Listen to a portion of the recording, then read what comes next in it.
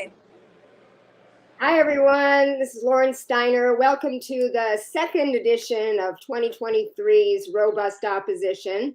With me is Medea Benjamin, who is an activist, an author, and a co-founder with our mutual friend Jody Evans of Code Pink Women for Peace, which has just celebrated its 20th year, right, Medea? That's right, yes. And Medea, there's a little bit of noise in the background because she's actually at an event judging Cuban poetry. Is that right? Yes, it's a DC poetry event, and the winner gets a free trip to Cuba. So it's been a very exciting event and a great cultural exchange. Okay, great. Well, poor Medea is standing up in the hall there, so we're not going to be able to go as long as I wanted to. And I'm so anal. I read these books in their entirety. This is a great book. It's called War in Ukraine, Making Sense of a Senseless Conflict. And it's easy read. It's about 100, less than 200 pages. I read it in 2 hours, and I made copious notes. And what I usually do is try to go through all the points, all the questions she wants to answer, but we don't have time to do that. So what I want to do is just read from her first chapter to show you what is covered in the book to whet your appetite to hopefully buy it and read it. And she writes, "We have tried to answer a range of key questions people have asked since the invasion. What happened in Ukraine in 2014? Was there really a coup? What role did the United States and Russia play in those pivotal and complex events, which Western corporate media deceptively abbreviate as the Russian annexation of Crimea? Why did civil war break out in eastern Ukraine in 2014? What was the 2015 Minsk II agreement? Why and how did it fail to end the civil war over the next 7 years? How did that set the stage for the Russian invasion? And why did Russia decide to invade Ukraine? How important were provocations by the West? Don't Ukrainians have the right to join NATO if they want? And are neo-Nazis a powerful influence in Ukraine or just a red herring? Also, how did NATO, a military alliance built to defend Europe from attack by the USSR, outlive its purpose, expand beyond its borders or any borders at all, and end up invading Yugoslavia, Afghanistan, and Libya, all a long way from the North Atlantic? How did that affect Russia's view of NATO expansion? Back here in the United States, are the corporate media telling the truth about this war, shaping their own narrative, or just repeating government propaganda? What are the Russian people thinking, and how do Western sanctions affect them? What about the impact on the rest of the world? And is there really no way to end this war peacefully? Who and what are holding up diplomatic talks? How close are we to nuclear war? Most important of all, what are the possible solutions? And by God, she answered all these questions in less than 200 pages, which you can read in 2 hours, I swear. So I had wanted to talk about many of those, but I'll abbreviate. And let's start with Russia, first of all, before we even get to Ukraine, because I feel that one of the key things that U.S. propaganda does, dutifully spit out by the State Department and dutifully repeated by the stenographers in the corporate media, is demonize Russia and demonize Putin. And they're always referring to him as an evil madman. So, if you can call someone evil, question their morality or their sanity, then it's easy to have this enemy, as opposed to positioning him as a rational actor who does things for his own personal political future, like any leader of any country, and for the good of his country. Maybe that comes second. Can you talk about how you describe Putin in the book, where he came from, and what he did that made the U.S. so angry? Well, first, let's recognize that the U.S. does this all the time. Saddam Hussein was a bad leader, but he was portrayed as the Hitler of Iraq. And then we have the example of Gaddafi in Libya, who is portrayed as such a threat to his own people that we had to overthrow him. And here we have the example of Putin, who actually is very popular inside Russia because after the dissolution of the Soviet Union, there was a terrible dissolution of the economic system as well. The life expectancy of the Russian people plunged. The privatization that came in as a result of the plundering of the resources of the government led to tremendous inequalities, corruption, and Putin came in and really dealt with a lot of those things. And it was thanks to him that the quality of life of the Russian people improved tremendously. And this is a legacy that he is still liked for today.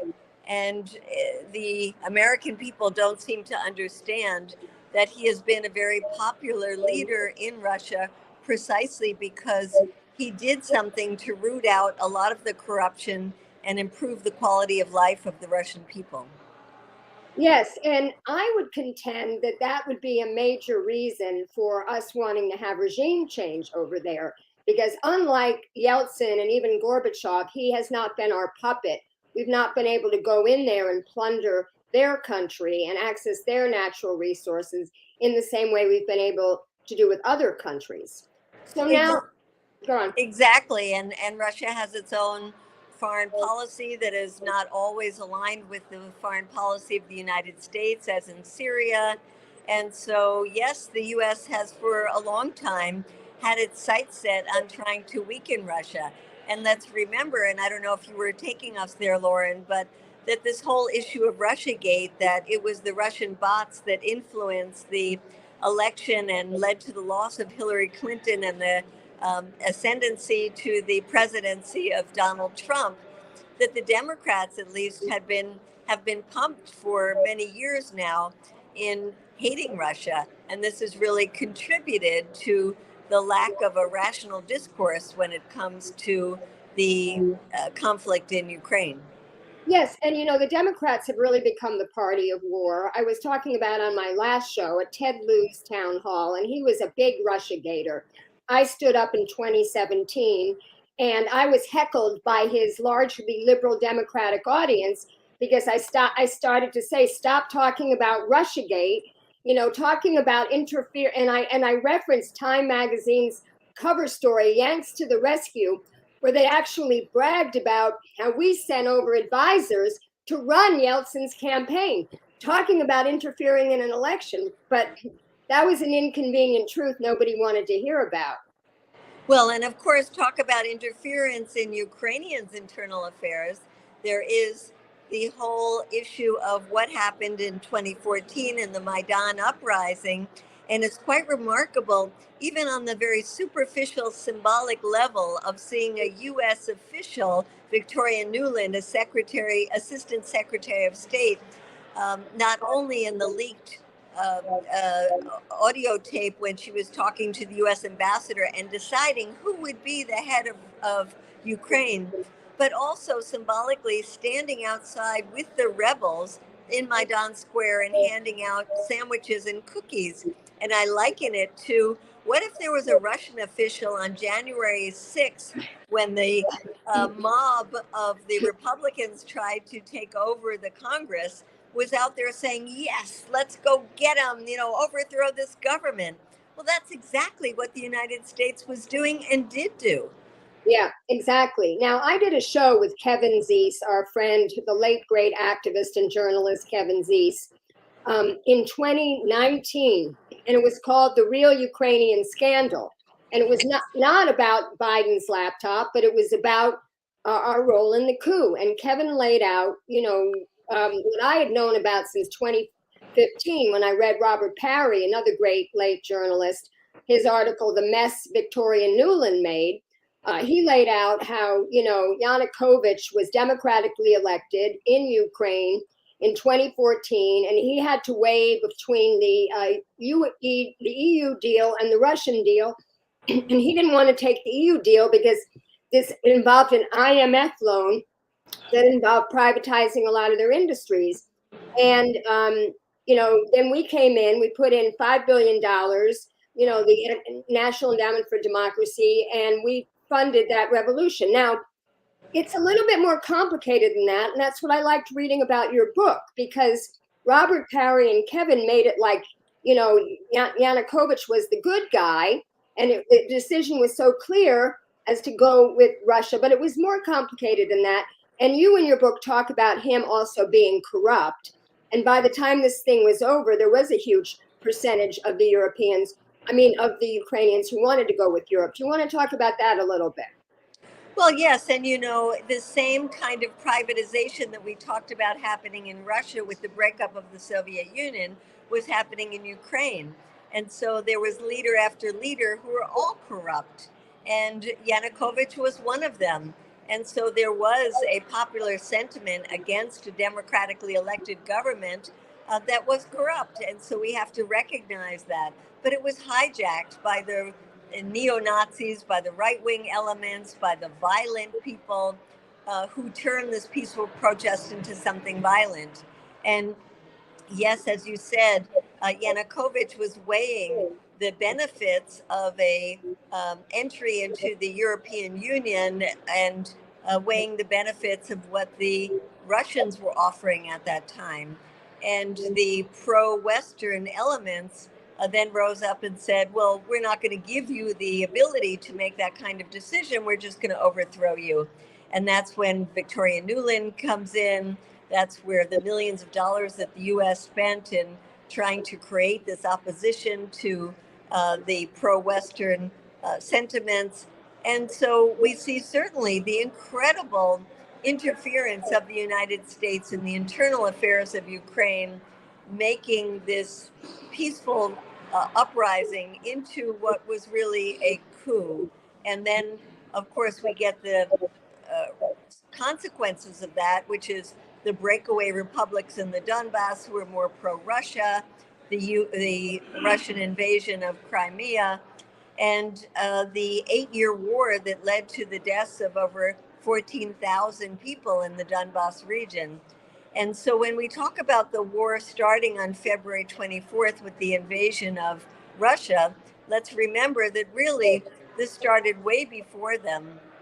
And what's also interesting, Lauren, that I think we have to recognize is that the Minsk agreements, which were the agreements that were signed in 2015 to try to end the conflict, stop the killing, were really, as we heard very recently from Angela Merkel from Germany in an interview that she did in a German newspaper, a way to buy time for the Ukrainians to get all these weapons and training from the West to make them ready for a war with Russia that they knew was coming. So rather than a peace agreement that the international community was committed to, it was really an effort to, quote, buy time.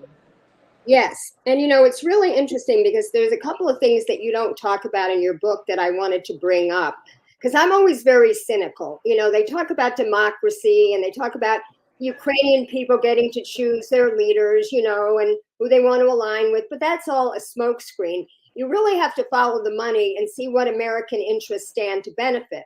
And I think it's clear you laid out, that the weapons manufacturers really stand to benefit from this. And promoting, something that's come out since your book. I got an email today promoting this anti-war rally, which I want everybody to go to on Saturday. If you're in New York City or around there in Times Square at noon, there's going to be an anti-war rally. And in this thing they sent out to promote it, they talk about the Pentagon announced this week that Ukrainian soldiers will soon be arriving in Oklahoma for a training at a U.S. military base to learn how to use the highly advanced U.S.-made Patriot missile system that was recently transferred to the country. This escalation further blurs the line between direct and indirect participation in the conflict, making a catastrophic direct clash with Russia more likely.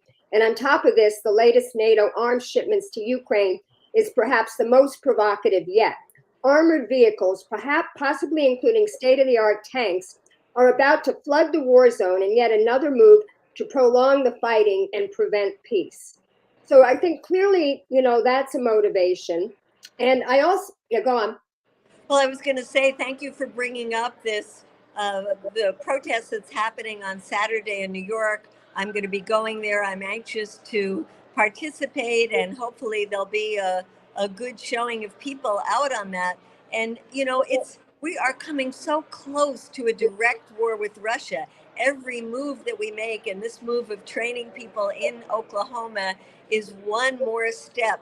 We're not even going blindly into a war with Russia. We're going with our eyes wide open. And it is so dangerous. And I'm so glad, Lauren, that you're bringing up not only the escalatory moves on the part of the United States, but how important it is that we care about these issues. We get involved in these issues. We go to these protests. We participate.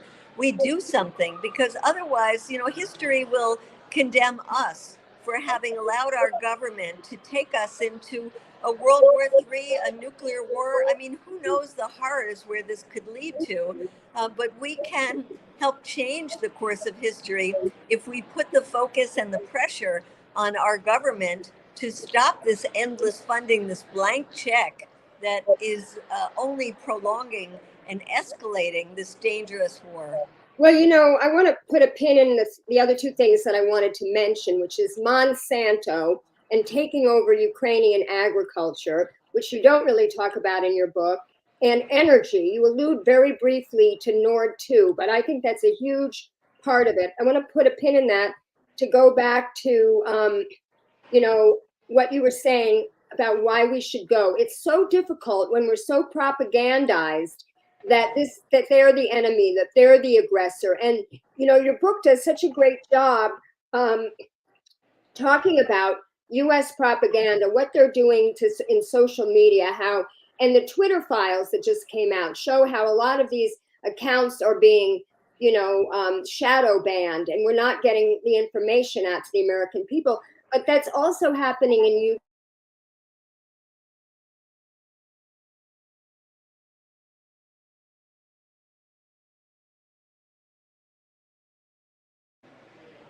I almost lost us both there. I think we're back. Yeah.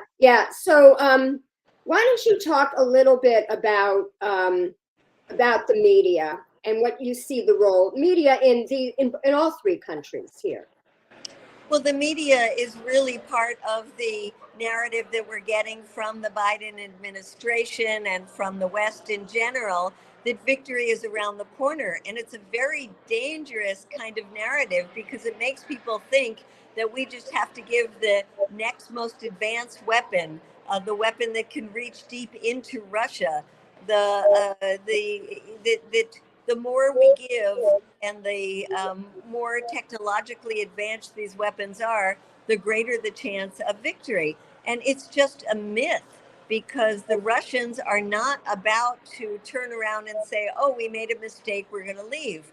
Putin's reputation is based on this. There's a lot of support among the Russian community, and we must say that there is censorship of the press in Russia, so we don't know how much of it is because of this censorship and the propaganda that the Russians themselves are getting. But the reality is one that the chair of the Joint Chief of Staff, Mark Milley, said himself. There is not likely to be a victory on the battlefield, that they should seize the moment and go for negotiations. Yet this is not what the press is telling us. In fact, the press is egging on the administration to say, why aren't you giving more weapons? Why aren't you giving more lethal weapons? Why aren't you giving the things that the Ukrainians are asking for? And they're pushing this war. And we also saw it when there was the missile strike that went into Poland, where immediately the AP reported that it came from Russia, which would have invoked the Article 5 of the NATO agreement, which says that all of NATO countries have to get involved militarily if a NATO country is attacked. Well, it turned out that that missile strike wasn't coming from Russia. It was actually an errant missile from Ukraine. But the AP went around the world for 24 hours saying that it was indeed a Russian strike. Well, and let's think the next time it could easily happen that it was an errant Russian missile. And then we're going to see the media sensationalize that and say, now, what are you going to do? Are you, the NATO countries, going to come together and stop just giving weapons to Ukraine and training them, but actually send in U.S. troops So I think the media is extremely dangerous when it comes to this. The other thing, Lauren, is that they're not talking about the real possibility of a nuclear war. On the one hand, they talk about Putin as a crazy man, as somebody that can't be trusted, as somebody that is totally out of sync with reality. And yet they say, well, he's not going to use nuclear weapons. I go back to the time of John F. Kennedy when he talked about the meetings that he had with Khrushchev during the Cuban Missile Crisis in 1962. And he said, when you're in a conflict with a nuclear power, never leave them with the option of either a humiliating defeat or the use of a nuclear weapon. And that is exactly what we are doing today, trying to push Russia into a corner where the only option for them is the use of a nuclear weapon. So I think it's totally irresponsible that Biden is not talking to Putin, that Anthony Blinken, our Secretary of State, is not talking to Lavrov, and that we, the American people, are not demanding that they find and pressure the Ukrainians to sit down at the negotiating table and find a solution. We know what the solutions are because they've been laid out in peace talks that started in March and early April, where it was clear that they were making progress until the UK and the US went in and sabotaged those negotiations. Yeah, I remember that when that was happening. You talk about how weapons manufacturers are profiting, that the sales are 130 million a day, and some of these sales will extend all the way into 2031. I mean, that was just outstanding to me. I just had no idea. You talk about those peace talks, that started in Turkey, and then there was another thing that you said, that if the best chance to negotiate peace is within the first few months, because once wars go on for more than 1 year, they could last 10 years. That was a quote from somebody you spoke to for the book. Well, absolutely. And now you see the positions hardening on both sides, that the Russians held these sham elections in 4 of the provinces and said these now belong to Russia. And in the meantime, you have the Ukrainians who, at one point, Zelensky had admitted that Ukraine would have to be a neutral country. And now he's saying, no, we want to fast track into NATO. And he also said, we want to recover every inch of territory from 2014, which means all of Donbass and Crimea. So you have these 2 hardened positions. But, Yeah. Lauren, we can also say that those are negotiating positions. And if there was more pressure globally for both sides to get to the negotiating table, they would find a solution to those problems. We see from those negotiations in March that there are solutions. There are always solutions, but the pressure has to be there for them to find the solutions. But as long as the United States is giving a blank check to Ukraine, all of the weapons that they want, and now it's been over $100 billion that we've invested in this conflict, the Ukrainians have no incentive to sit down at the negotiating table. Yeah, and they tried to walk that back. The Republicans, the extremists who said, we want to cut this money to Ukraine. And that was one of the things they were trying to negotiate with Kevin McCarthy. But I bet you that man is going to fall off the radar really quickly. And all those extremists are going to fall in line, because they always fall in line. This is what this is, it's a taxpayer subsidy to the defense industry. Their stocks have all gone up.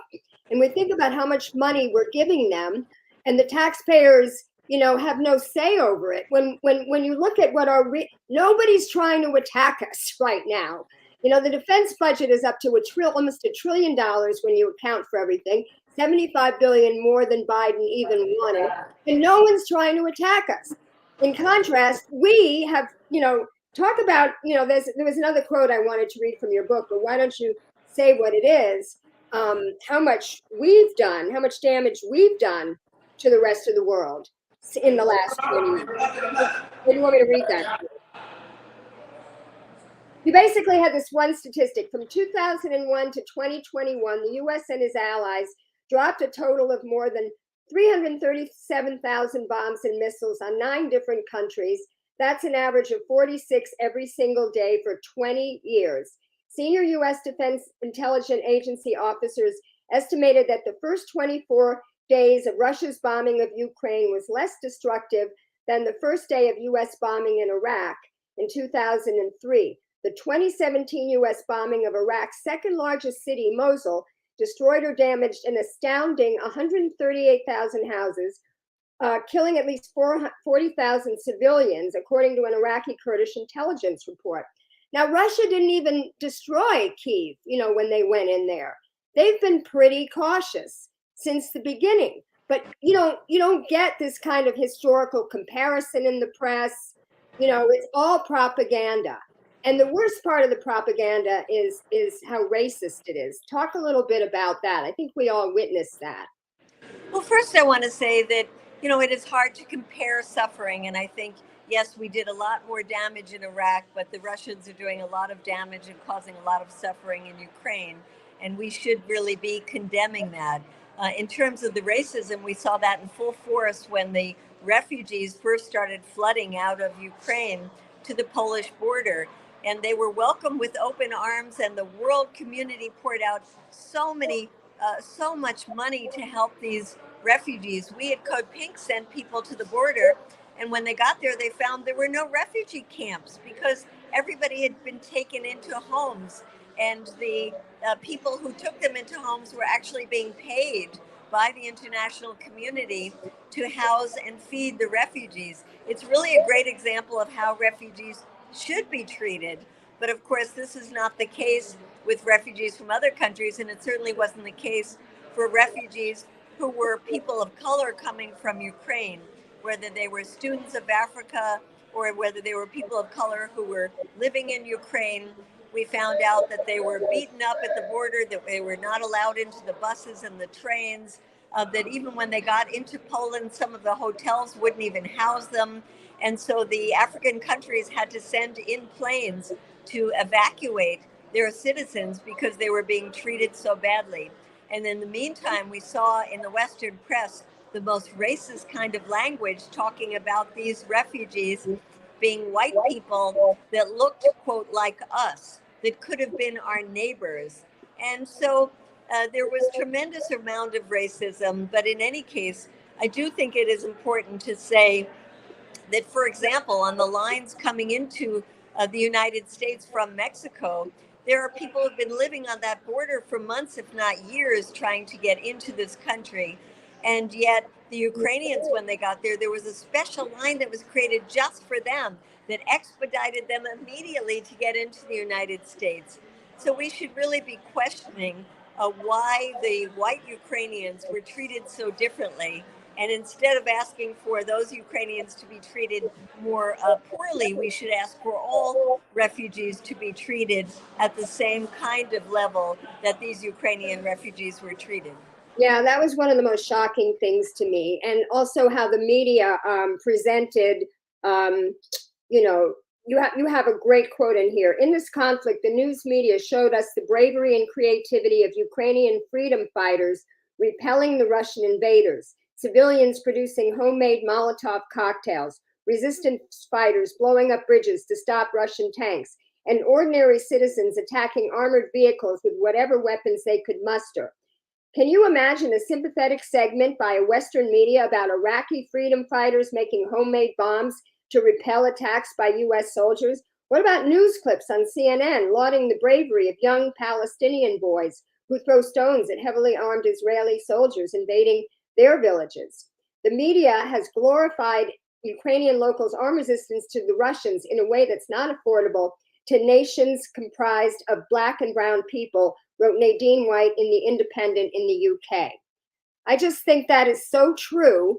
And it just bothers me that people don't have more media literacy in this country and they don't realize how they're being propagandized. Yeah, absolutely. And I think it's so difficult for people to form a rational opinion about Ukraine because of what they hear in the media. And it's hard for people to find or know that there are these good alternative sources of information, but it makes it very, very difficult. That's why I've really been enjoying traveling around the country with my book going to 50 different cities, because these are conversations that we have to have with people. We have to increase the media literacy of the American public, and we have to build up the anti-war movement that was decimated when Obama came in and people didn't want to protest a Democratic president. And that's the same case now when they don't want to protest Biden. But it is really our job to do that kind of education, which of course you're doing, Lauren, in your shows. But we need people who are educated, who see through the propaganda, and then when they see through that propaganda, become anxious to get involved and do something. Yes. Now, you talk about the NATO 2030 United for a New Era report, which shifts the enemies from what we have been fighting, terrorists, to Russia and China.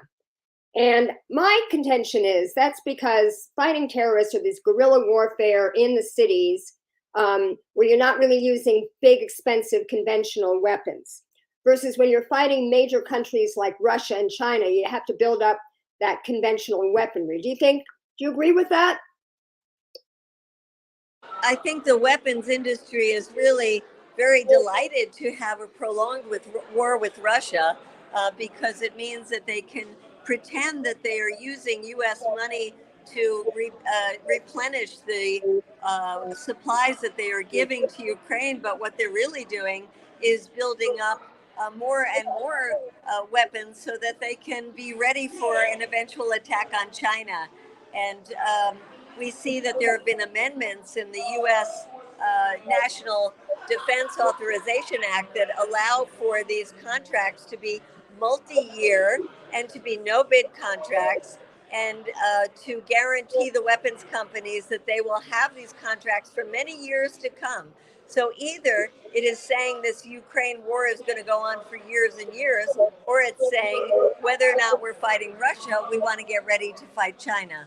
Yeah, well, I think that's the real enemy. And I think it's because I've done several shows in the past few years on how we're making China the new boogeyman. And I can link some of those shows in the comments, because I think they're really good shows showing how China, with its one party authoritarian, Biden's whole thing is we're going to decide whether democracy is going to survive or is it going to be authoritarianism. We don't really have democracy here. We have an oligarchy. And in their one-party authoritarian state, China and Cuba, where we were together in 2015, they have more participation, I think, because people can participate in the party at every level. And they don't have, corporations screwing everything up. So I think that's kind of ironic that they talk about us having a democracy and that being better than their system when they're actually doing better for their people. But go on. Well, I was just going to say that I think, maybe the silver lining in all of this is that we are really entering into a multipolar world, and that whether it's China and the example of China using its economic strength to win friends overseas instead of military intervention like the US, or whether it's the country like the BRICS, which is Brazil, Russia, India, China, and South Africa, and now actually 24 other countries that want to join them and want to get off the dollar, not be dependent on the US financial system for all the international transactions. We are seeing a transition, a more multipolar world, and that is inevitable. But I think this war in Ukraine is really speeding up that process. Well, I think that's true. And I've had Ben Norton on my show. He writes and has the show Multipolarista, and he's based in Nicaragua now, and he's talking about what all those countries are trying to do. And this is the only time I've ever had a moving guest. It's very interesting. They are trying to have a multipolar world. And, when they talk about everybody's united against Russia, it's not true at all. I mean, India's not in there, Pakistan's not in there, Africa's not in there, South America's not in there. AMLO didn't even go to our summit that we had, the Summit of the Americas in Los Angeles. So I think you're right. I think the US is really freaking out about not being the lone hegemon anymore. And that's why they're creating these ridiculous threats that don't exist, when our real threats are, the existential crises caused by climate change. We had this pandemic.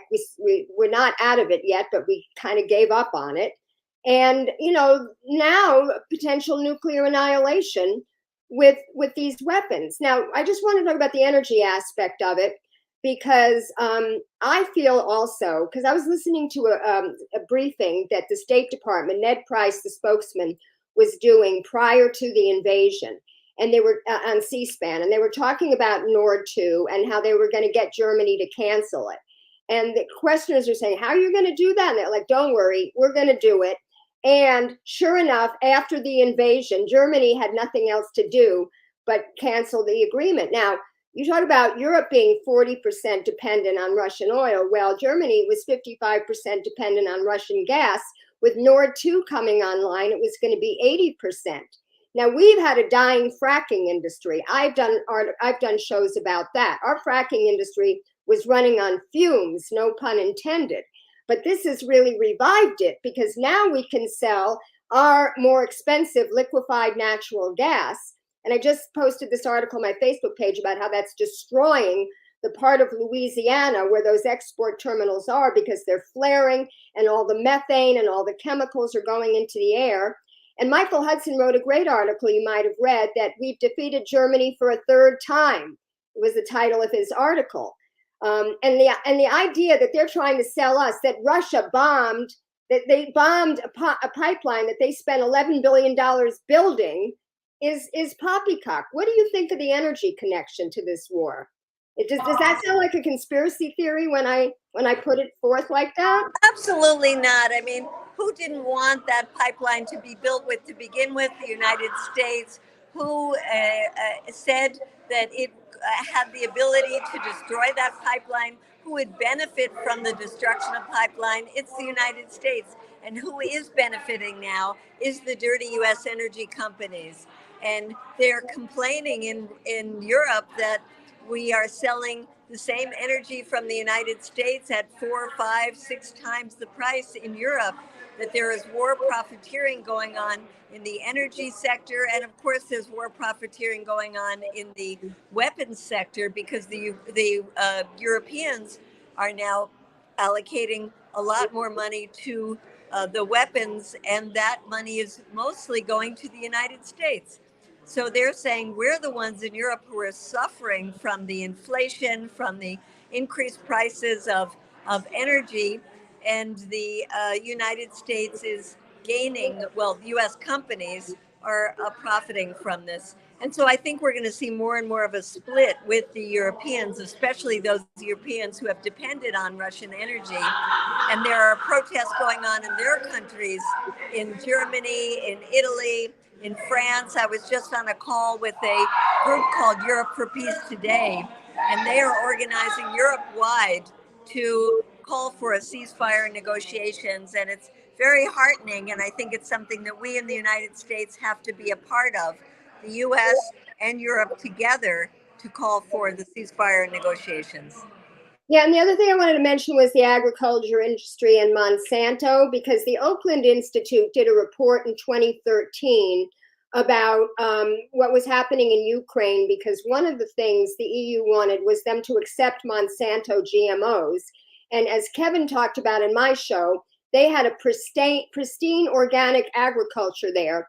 And Putin actually wanted to create organic agriculture industry to compete with Monsanto. And that's one of the reasons Yanukovych wanted to go with Russia. So now we see there was big history. We don't have time to get into it. And I could post some articles about Ukraine wanting to have control of its own agriculture, and individual family farmers owning their land. And now slowly but surely, Monsanto and Cargill and DuPont have crept in there. And they finally, after 20 years, just got rid of that law that said that they. Yes, I was going to say, I'm just going to agree with you. And I wish we had gotten into this in more detail in the book, but we didn't. So yes, I think it's also not only is the issue of how do we find a peaceful solution to this war, but how do we make sure that it's not Monsanto and groups like BlackRock that are already chomping at the bit to be involved in the disaster capitalism of, Yeah. of rebuilding. But I'm going to have to go, Lauren, because they're kicking me out of this embassy right now. But it's been a great time talking to you, and I look forward to being in your region to meet with people and discuss this issue further. Yes, thank you, Medea. I'm going to post the schedule for for North Carolina in the comments. Thank you so much, and enjoy your judging competition, your poetry competition there. Okay, thanks so much for having me on. Bye-bye. Bye. Okay, everyone. So that was Medea Benjamin. Usually longer interview I do, but she obviously had another event tonight. So I just really can't say enough good things about this book. Again, the title is War in Ukraine, Making Sense Out of a Senseless Conflict. She gets into so many things. I could read some of these quotes, but I really want you guys to buy the book. And I'll put the link to her publisher also in the comments. And my next show is going to be a week from Sunday, because I have some family coming in for the week and I won't be doing a show until a week from Sunday. And it's going to be on energy, the Duke energy. For those of you watching in North Carolina, the North Carolina Utilities Commission just accepted the plan, the carbon plan, written by Duke Energy, who has the monopoly over providing electricity in the state of North Carolina, also South Carolina. And Governor Cooper, we have a split government. We have a Republican legislature and a Democratic governor. And he appointed most of the members of this commission. And my representative, well, actually, she's not my representative, but she represents a neighboring district, Julie Mayfield, assured me a year ago that this commission was going to adhere to Governor Cooper's plan to decarbonize North Carolina's economy by 2050, or whatever the date was. And the Sunrise Movement tried to alert me to the fact that this was a dirty deal. And I was like, no, Julie Mayfield, I trust her. She told me that, the North Carolina commissioners are they're appointed by the governor, and they're going to do a good job.